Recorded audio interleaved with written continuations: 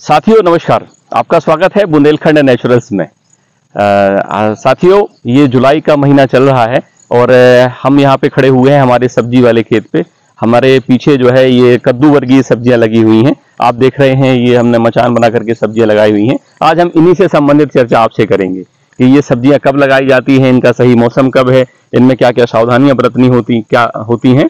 तो आज हम चर्चा इन्हीं की करेंगे। जैसे कि आपको पता है कि कद्दू वर्गीय सब्जियां हर भोजन की थाली में उपस्थित रहती हैं, और अगर मैं इसकी महत्ता का वर्णन आपसे करूं तो आपको जान करके आश्चर्य होगा कि कद्दू वर्गीय सब्जियां हमारे भोजन का एक महत्वपूर्ण अंग है। और अगर हम इसे नियमित अपनी थाली में सेवन कर रहे होते हैं, नियमित अपनी थाली में इसे भोजन के रूप में ले रहे होते हैं, तो ये हमारे शरीर को बहुत सारे स्वास्थ्य लाभ पहुंचाती है। अगर हम बात करें तो इन कद्दू वर्गीय सब्जियों में हमारे शरीर में पाए जाने वाले ढेर सारे मिनरल्स मौजूद होते हैं, ढेर सारे पोषक तत्व होते हैं, ढेर सारे खनिज होते हैं, विटामिन होते हैं, एंजाइम्स होते हैं। और इसके साथ साथ जो सबसे अहम चीज इसमें पाया जाने वाला जो नेचुरल फाइबर होता है, वो हमारे पेट और आंत को एकदम क्लीन कर देता है। और पेट और आंत की संबंधित जितनी भी समस्याएं हैं, उनका मुख्य जो कारण है वो कब्ज होता है, कब्ज को समाप्त कर देता है और हमारे स्वास्थ्य को बेहतर रखने के लिए ये बहुत ही अच्छी होती हैं। तो अगर हम बात करें इन सब्जियों को बोने का सबसे उचित समय क्या है, तो यदि हम देखें वर्ष में ये सब्जियां 3 बारी बोई जाती हैं। जितनी भी कद्दू वर्गीय सब्जियां हैं या बोल वाली सब्जियां हैं, इनको एक वर्ष में हम 3 बार बोते हैं। और इन सब्जियों में मुख्य रूप से हमारे यहाँ जो सब्जियां होती हैं, उनमें से अगर हम बात करें तो लौकी या घिया जिसे कहते हैं, कद्दू, करेला, गिलकी, तोरई, छप्पन कद्दू और इत्यादि सब्जियां होती हैं जिन्हें हम अपने यहाँ पे लगाते हैं किसान होने के नाते अपने खेत में, और हम इन्हें प्रयोग करते हैं।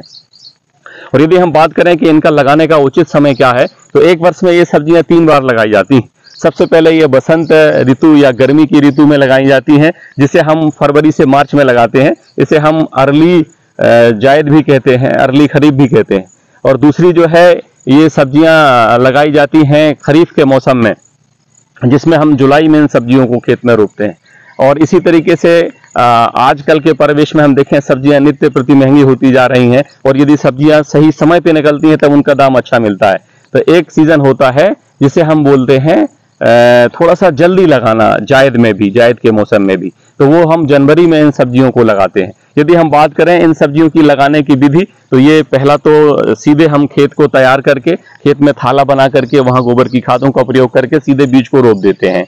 लेकिन इस तरह की बुवाई में थोड़ा सा समस्या अधिक आती है, क्योंकि मुख्य खेत में सब्जियों को रोपना, उनके बीजों को रोपना, और नए पौधे जो अंकुरित होते हैं उन नए पौधों पे बहुत सारे कीट पतंगे, तरह तरह की व्याधियां आ जाती हैं, इसलिए उनको बचाना थोड़ा सा कठिन कार्य हो जाता है। दूसरी जो विधि आती है वो विधि कहलाती है नर्सरी विधि। यदि हम इन सब्जियों के बीजों को पहले नर्सरी में तैयार कर लें, और फिर इसके बाद जब ये लगभग 30 से 35 दिन की अवस्था की हो जाए, तो इनको हम मुख्य खेत में ट्रांसप्लांट करें, तो हम देखते हैं कि इन सब्जियों की जो पौध है लगभग 1 फीट के आसपास बड़ी हो जाती है, और इससे आसानी के साथ ये पौध मुख्य खेत में ट्रांसप्लांट हो जाती है। और वहां जैसे ही ट्रांसप्लांट करते हैं तो तुरंत ही ये तेज गति से बढ़ने लगती है, और हमें देखरेख की भी आवश्यकता कम पड़ती है। तो इसके लिए हम क्या करते हैं कि जनरली जो पॉलीथीन आती है जिसमें पौध रोपण किया जाता है, उसमें हम आधा मिट्टी और आधा गोबर की खाद मिला के उन पॉलीथीन को भर लेते हैं और उसमें बीज लगा करके रख छोड़ते हैं। जैसे बीज का अंकुरण होता है तो उसके ऊपर हम मच्छरदानी चारों ओर से लगा देते हैं। इसके पहले भी मैंने एक वीडियो मच्छरदानी वाला लगाया है, तो आप उसे जाकर के देख सकते हैं। यदि हम बात करें भूमि का चयन, तो कोशिश करें कि जितनी भी ये बोल वाली सब्जियां हैं, इनको आप ऐसी भूमि में लगाएं जो दोमट बलुई भूमि हो, गहरी भूमि हो, और जिनमें पानी निकासी की व्यवस्था अच्छी हो, यानी कि इनमें पानी कहीं भी खड़ा ना होता हो। क्योंकि अगर पानी खड़ा होगा तो ये निश्चित तौर पर भी ये सब्जियों की जो जड़ें हैं उन पे पानी अधिक हो जाएगा, और ये न्यूट्रिशन वैल्यू प्रॉपर नहीं ले पाएंगी, तमाम तरह की इनको बीमारियां हो जाएंगी और ये पौध मर जाएगी। तो आप इसके लिए बहुत सारे मार्केट में अच्छे उन्नत किस्म के बीज मार्केट में उपलब्ध हैं। आप उन बीजों को लेकर के इनको आप अपने खेतों में, अपने नर्सरी में बो सकते हैं। यदि मैं खाद और उर्वरक की बात करूं, तो यदि हम देखें तो यदि गोबर की खाद की बात करें, नाडेप या नाडेप कंपोस्ट की या गड्ढा विधि से बनी हुई खाद की, तो लगभग 50 से 60 क्विंटल खाद प्रति एकड़ के मान से हमें डालना है। यदि हम वर्मी कंपोस्ट की बात करें तो लगभग 10 से 15 क्विंटल वर्मी कंपोस्ट हम प्रति एकड़ डाल सकते हैं। और जब ये खेत हम तैयार करें तो अंतिम जुताई के समय ये खाद हम पूरे खेत में बिखेर सकते हैं। इसके बाद ट्रैक्टर और पाटा चला करके और नियत दूरी पे लाइन से लाइन और पौधे से पौध की एक निश्चित दूरी होती है। ये निर्भर करता है कि कद्दू वर्ग की जो सब्जी है कितनी चौड़ाई में फैलेगी। तो जनरली हम देखते हैं 1.5 से 3 मीटर 4 मीटर तक की दूरी में हम लाइन से लाइन और पौध से पौध की दूरी रख करके इनको मुख्य खेत में रोपित कर देते हैं। इसके बाद जैसे ही ये बढ़ना चालू होती हैं तो कद्दू वर्गीय बॉल वर्गीय सब्जियों की एक विशेषता होती है कि ये फैल जाती हैं या लेट जाती हैं, हम क्लिम्बर्स भी कहते हैं। तो अगर इनके पास कोई सपोर्ट हम दे दें तो ये उस सपोर्ट को पा करके और ऊपर उसमें चढ़ जाती हैं।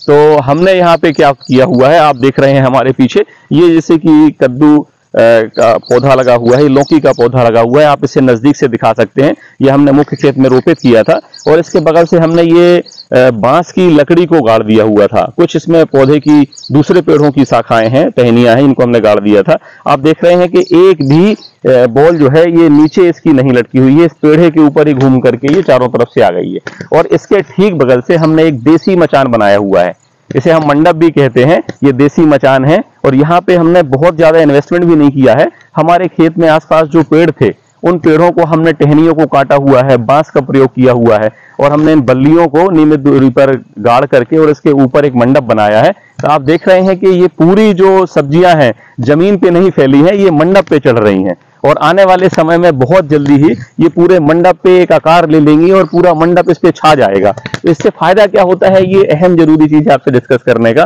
क्योंकि जो खरीफ मौसम की सब्जियां होती हैं, पानी बहुत ज्यादा बरसता है, खरपतवार बहुत ज्यादा निकलते हैं। तो जब ये सब्जियां जमीन में नीचे फैलेंगी, सब्जियों की बोलें, और इनमें जब सब्जियों के फल आएंगे, कंद आएंगे, निकलेंगे, तो उन फलों में जमीन के संपर्क में आने से उनके साथ बहुत सारे पैथोजेंस, बैक्टीरिया, वायरस या फंगस का आक्रमण होगा और वो सब्जी की क्वालिटी खराब हो जाएगी, खाने योग्य नहीं रहेगी।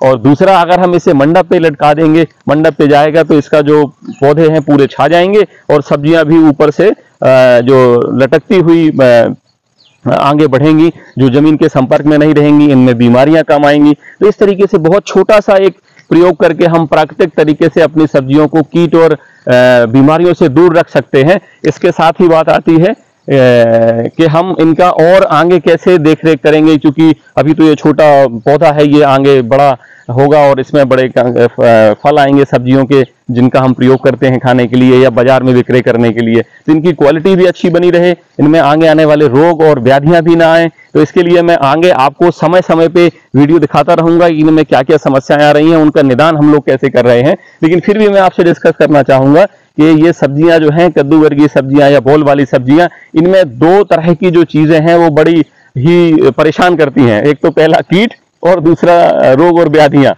तो यदि हम मुख्य रूप से कीट की बात करें तो कद्दू वर्गीय सब्जियों में, चाहे वो कद्दू हो, गिलकी हो, तोरई हो, छप्पन कद्दू हो, करेला हो या अन्य हो, इनमें सबसे जो महत्वपूर्ण कीट है वो कीट है कद्दू का लाल भृंग, जिसे हम रेड पंपकिन बीटल के नाम से भी जानते हैं। ये सबसे ज्यादा नुकसान पहुंचाता है। इसके बाद फ्रूट बोरोर है, इसके बाद व्हाइट फ्लाई है, जैसिड्स है। तो इन तरीके के इस तरीके की तमाम कीटों का आक्रमण हमारी पौध पे होता है, तो वो हमारी पौध बीमार हो जाती है और उस पे फल की क्वालिटी भी खराब हो जाती है। और इसी तरीके से यदि हम बात करें, कुछ रोग और बीमारियां भी इन सब्जियों पे आती है। तो उनमें सबसे जो महत्वपूर्ण बीमारी है वो पाउडू मिल्ड्यू आती है, डाउनी मिल्ड्यू आती है, बिल्ड आता है और वायरल डिसीज भी आती है, एंथ्रेक्नोज आता है। तो ये हम आपसे समय समय पे चर्चा करते रहेंगे और कि इन बीमारियों का निदान कैसे करना है। आगे आने वाले वीडियो में हम आपको एक एक कीट और पतंगे का, एक एक बीमारियों का डिस्कशन करेंगे। और ये बीमारियां हमारे खेत में आए नहीं, इनके लिए हम प्राकृतिक तरीके से, जैविक तरीके से क्या उपचार करेंगे, ये सारी चीजें मैं आपसे आगे आने वाले वीडियो के इस पार्ट्स में शेयर करूंगा। और मैं आशा करता हूं कि इन चीजों को देख करके आप प्राकृतिक तरीके से सब्जियों को ग्रो कर पाएंगे। जहर मुक्त, केमिकल फ्री सब्जियां आपकी थाली में आएंगी, जिसे खा करके आप और आपका परिवार स्वस्थ रहेगा, देश स्वस्थ रहेगा, देश समृद्ध बनेगा। धन्यवाद, आपने इस वीडियो को देखा। जय हिंद, जय बुंदेलखंड।